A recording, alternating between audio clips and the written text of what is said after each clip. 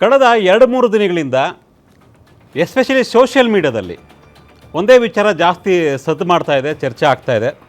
ಅದು ಕಾಕ್ರೋಚ್.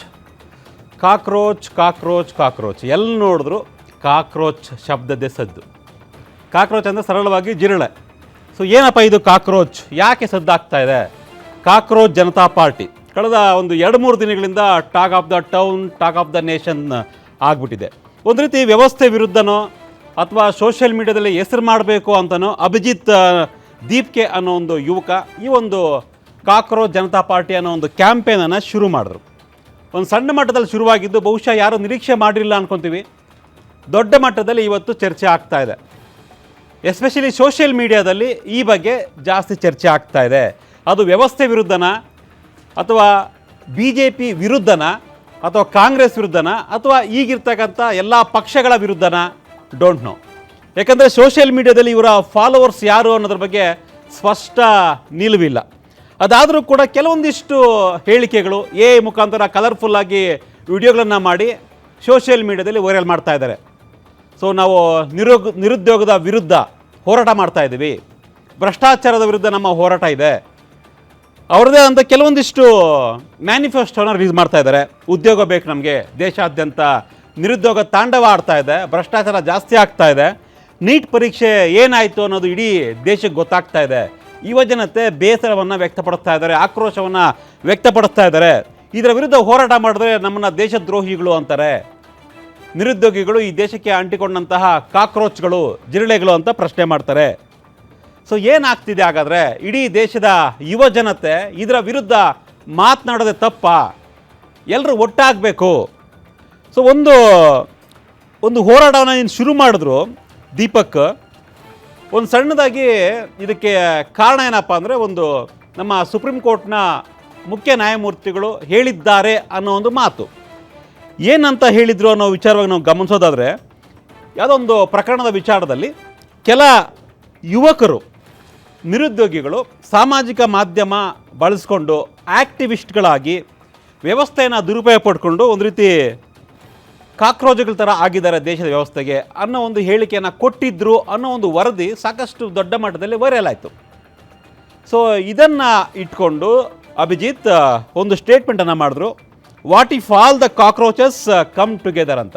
ಅಂದರೆ ನಾವೆಲ್ಲ ಕಾಕ್ರೋಚ್ಗಳು ಒಟ್ಟಾಗಿ ಬಂದರೆ ಏನು ಮಾಡ್ತೀರಾ ಅನ್ನೋ ಒಂದು ಸ್ಲೋಗನ್ನ ಇಟ್ಕೊಂಡು ಕಾಕ್ರೋಚ್ ಜನತಾ ಪಾರ್ಟಿಯನ್ನು ಶುರು ಮಾಡಿದ್ರು. ಅಂದರೆ ಒಂದು ಕ್ಯಾಂಪೇನನ್ನು ಶುರು ಮಾಡಿದ್ರು. ಇದು ಪೊಲಿಟಿಕಲ್ ಪಾರ್ಟಿ ಅಲ್ಲ, ಪೊಲಿಟಿಕಲ್ ಕ್ಯಾಂಪೇನ್ ಅಂತ ಕರಿಬೋದು. ಸೊ ಇವತ್ತು ಸೋಷಿಯಲ್ ಮೀಡಿಯಾ ಎಸ್ಪೆಷಲಿ ಇನ್ಸ್ಟಾಗ್ರಾಮ್ನಲ್ಲಿ ಕಾಂಗ್ರೆಸ್ಸು BJPಗಿಂತ ಅತಿ ಹೆಚ್ಚು ಫಾಲೋವರ್ಸನ್ನು, ಸುಮಾರು 15 ಮಿಲಿಯನ್ ಅಂದರೆ 1.5 ಕೋಟಿ ಫಾಲೋವರ್ಸ್ ಇನ್ಸ್ಟಾಗ್ರಾಮ್ನಲ್ಲಿ ಇದ್ದಾರೆ. ಆ ಮಟ್ಟಕ್ಕೆ ಬಂದು ನಿಂತ್ಕೊಂಡಿದೆ. ಸೊ ಯಾವತ್ತು ವಿವಾದ ಜಾಸ್ತಿ ಆಯಿತು ಅಷ್ಟೊತ್ತಿಗಾಗಲೇ ಸೂರ್ಯಕಾಂತ್ ಅವರು ಅಂದರೆ CJI ಒಂದು ಸ್ಪಷ್ಟನೆಯನ್ನು ಕೂಡ ಕೊಟ್ಟರು. ನಾನು ಆ ರೀತಿ ಹೇಳಿಲ್ಲ, ನಾನು ದೇಶದ ಯುವಕರನ್ನು ಟೀಕ್ಸಲ್ಲ, ನಕಲಿ ಪದವಿ ಬಳಸಿ ವ್ಯವಸ್ಥೆಗೆ ನುಗ್ಗೋವಂಥ ಒಂದು ಯುವಕರೇನಿದ್ದಾರೆ ಅವ್ರನ್ನ ಟೀಕ್ಸಿದ್ದೆ. ಈ ದೇಶಕ್ಕೆ ಯುವಕರ ಅಗತ್ಯ ಇದೆ. ಸೊ ನಿರುದ್ಯೋಗ ಸಮಸ್ಯೆ ಪರಿಹಾರ ಆಗಬೇಕು, ಅದೊಂದು ಸಮಸ್ಯೆ ಇತ್ಯರ್ಥ ಆಗಬೇಕು ಅನ್ನೋ ರೀತಿಯಾಗಿ ಸ್ಪಷ್ಟನೆಯನ್ನು ಕೂಡ ಕೊಟ್ಟರು ಸೂರ್ಯಕಾಂತ್ ಅವರು. ಬಟ್ ಇಷ್ಟೊತ್ತಿಗಾಗಲೇ ಸಾಕಷ್ಟು ವಿವಾದ ಆಗಿದೆ. ಈಗ ಇಡೀ ದೇಶದ ಚರ್ಚೆ ಆಗ್ತಾ ಇದೆ. ಸೊ ಯಾವ ಮಟ್ಟಕ್ಕೆ ಹೋಗುತ್ತೋ ಗೊತ್ತಿಲ್ಲ ಇದು ಅನ್ನೋಷ್ಟರ ಮಟ್ಟಿಗೆ ಬಂದು ನಿಂತ್ಕೊಂಡಿದೆ. ಸೊ ಈ ನಡುವೆ ಕಾಕ್ರೋಚ್ ಜನತಾ ಪಾರ್ಟಿಯ ಏನು ಸೋಷಿಯಲ್ ಮೀಡಿಯಾ ತುಂಬ ಫೇಮಸ್ ಆಗ್ತಾ ಇತ್ತು, ಟ್ವಿಟರ್ನಲ್ಲಿ ಅವರ ಅಂದರೆ X ಖಾತೆಯಲ್ಲಿ ಅವರ ಅಕೌಂಟ್ ಬ್ಯಾನ್ ಆಗಿದೆ ಇಂಡಿಯಾದಲ್ಲಿ ಅನ್ನೋ ಒಂದು ಮಾಹಿತಿ ಬರ್ತಾ ಇದೆ. ಜೊತೆಗೆ ಇನ್ಸ್ಟಾಗ್ರಾಮ್ನಲ್ಲೂ ಕೂಡ ಹ್ಯಾಕ್ ಮಾಡೋದಕ್ಕೆ ಟ್ರೈ ಮಾಡಿದ್ರು ಅನ್ನೋ ಒಂದು ವಿಚಾರ ಕೂಡ ಬರ್ತಾ ಇದೆ. ಸೊ ಇದೆಲ್ಲದರ ಬಗ್ಗೆ ಮಾತನಾಡೋಣ. ನಮ್ಮ ಜೊತೆ ಸಾಕಷ್ಟು ಅತಿಥಿಗಳಿದ್ದಾರೆ.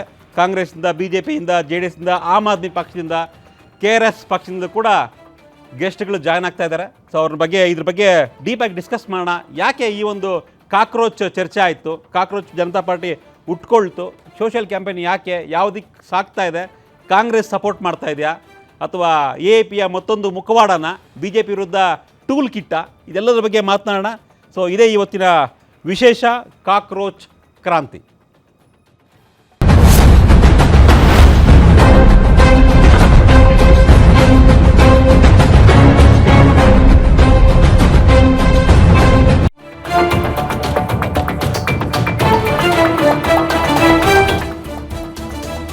ಎಸ್, ಇಂಟರ್ನೆಟ್ನಲ್ಲಿ ಕಾಕ್ರೋಚ್ ಜನತಾ ಪಾರ್ಟಿಯ ದೊಡ್ಡ ಸುನಾಮಿನೇ ಸೃಷ್ಟಿ ಮಾಡ್ತಾ ಇದೆ. ದೇಶಾದ್ಯಂತ ತೀವ್ರ ಸಂಚಲನವನ್ನು ಸೃಷ್ಟಿ ಮಾಡಿದೆ ಈ ಒಂದು ಕಾಕ್ರೋಚ್ ಜನತಾ ಪಾರ್ಟಿ. ನೇಪಾಳದಲ್ಲಿ ಆದಂತೆ ಭಾರತದಲ್ಲೂ ಕೂಡ ಜೆನ್ಜಿ ಕ್ರಾಂತಿ ಆಗಿಬಿಡುತ್ತಾ ಅನ್ನೋ ಮಟ್ಟಕ್ಕೆ ಇವತ್ತು ಚರ್ಚೆ ಆಗ್ತಾ ಇದೆ. ಸೋಷಿಯಲ್ ಮೀಡಿಯಾದಲ್ಲಿ ಸದ್ಯಕ್ಕೆ ತುಂಬ ಟ್ರೆಂಡ್ ಆಗ್ತಾ ಇದೆ ಕಳೆದ 2 ದಿನಗಳಿಂದ ಜಿರಳೆ ಪಕ್ಷ. So AAP, BJP, Congress, JDS, ಕರ್ನಾಟಕದ ಹೊರತುಪಡಿಸಿ ಇಡೀ ದೇಶದಲ್ಲಿ ಯಾವುದೆಲ್ಲ ಪಕ್ಷಗಳಿದ್ದಾವೆ ಎಲ್ಲರೂ ಕೂಡ ಒಂದು ರೀತಿ ಸಪೋರ್ಟ್ ಮಾಡ್ತಾ ಇದ್ದಾರೆ, ಎಕ್ಸೆಪ್ಟ್ BJP. ಎಲ್ಲರೂ ಕೂಡ ನಾನು ಕಾಕ್ರೋಚ್, ನಾನು ಜಿರಳೆ ಅನ್ನೋ ರೀತಿಯಾಗಿ ಕ್ಯಾಂಪೇನ್ ನಡೀತಾ ಇದೆ. ಎಸ್ಪೆಷಲಿ ಕಾಂಗ್ರೆಸ್ ತುಂಬ ದೊಡ್ಡ ಮಟ್ಟದಲ್ಲಿ ಸಪೋರ್ಟ್ ಮಾಡಿದಂತೆ ಕಾಣಿಸ್ತಾ ಇದೆ.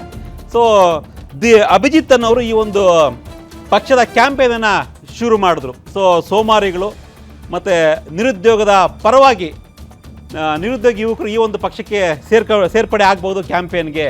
ಇದು ಯುವಕರಿಗಾಗಿ ಯುವಕರಿಗೋಸ್ಕರ ಇರ್ತಕ್ಕಂಥ ಒಂದು ಅಭಿಯಾನ, ಕ್ಯಾಂಪೇನ್ ಅನ್ನೋ ರೀತಿಯಾಗಿ ಅಭಿಜಿತ್ ಈ ಒಂದು ಕ್ಯಾಂಪೇನನ್ನು ಶುರು ಮಾಡಿದ್ದಾರೆ. ಸೊ ಇಷ್ಟೆಲ್ಲ ಆದ ನಂತರ ನಿನ್ನೆವರೆಗೂ ಅಷ್ಟು ದೊಡ್ಡ ಸೌಂಡ್ ಆಗ್ತಿರಲ್ಲ. ಯಾವತ್ತು ಸೌಂಡ್ ಆಯಿತು ಜಾಸ್ತಿ ಇನ್ಸ್ಟಾಗ್ರಾಮ್ನಲ್ಲಿ 1 ಮಿಲಿಯನ್, 2 ಮಿಲಿಯನ್, 3 ಮಿಲಿಯನ್ಗಂತ ಫಾಲೋವರ್ಸ್ ಯಾವತ್ತು ಬರೋಕ್ಕೆ ಶುರು ಮಾಡಿದ್ರು, ಅಲ್ಲಿಂದ ಕೂಡ ದೊಡ್ಡ ಮಟ್ಟದ ಚರ್ಚೆ ಶುರುವಾಯಿತು. ಏನಿದು ಇಷ್ಟೊಂದು ಯೂತ್ಸು ಅಥವಾ ಜೆನ್ಜಿ ಯುವ ಸಮುದಾಯ ಸಪೋರ್ಟ್ ಮಾಡ್ತಾ ಇದೆಯಾ, ಕಾಕ್ರೋಚ್ ಜನತಾ ಪಾರ್ಟಿಗೆ ನಿಜಕ್ಕೂ ಕೂಡ ಇಷ್ಟೊಂದು ಸಪೋರ್ಟ್ ಬರ್ತಾ ಇದೆಯಾ ಅನ್ನೋ ರೀತಿಯಾಗಿ ಚರ್ಚೆ ಶುರುವಾಯಿತು. ನಿನ್ನೆಲ್ಲ ಅಭಿಜಿತ್ ಸಾಕಷ್ಟು ಮಾಧ್ಯಮಗಳ ಜೊತೆ ಮಾತನಾಡಿದ್ರು, ನಮ್ಮ ಉದ್ದೇಶ ಏನು, ಯಾಕೆ ಈ ಥರ ಆಗ್ತಾ ಇದೆ ಅಂತ. ಸೊ ಪ್ರಶ್ನೆ ಮಾಡೋದು ತಪ್ಪಾ,